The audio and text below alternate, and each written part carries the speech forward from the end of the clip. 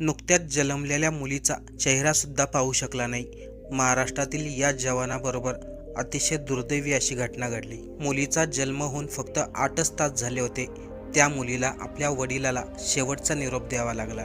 त्याचं झालं असं की प्रमोद जाधव हे साताऱ्यातील दरेगावचे रहिवासी 2014 मध्ये भारतीय सैन्य दलामध्ये भरती झाले होते। सध्या श्रीनगर येथे ते ड्युटीला होते।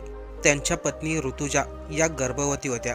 डिलिव्हरी होणार म्हणून ते 1 जानेवारीला सुट्टी घेऊन गावी आले होते। शुक्रवारी रात्री 8च्या दरम्यान काही कामानिमित्ताने ते साताऱ्यावरून वाडेगाव फाट्याच्या दिशेने जात होते।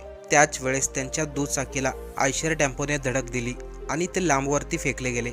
यामध्ये ते गंभीर जखमी झाले। अपघात झाल्याचं माहिती होताच लोकांनी त्यांना तात्काळ हॉस्पिटलमध्ये हलवलं, पण हॉस्पिटलमध्ये जाण्या अगोदरच त्यांचा मृत्यू झाला होता। सर्वात हृदय पिळून टाकणारा क्षण तेव्हा आला जेव्हा त्यांच्या मुलीचा म्हणजे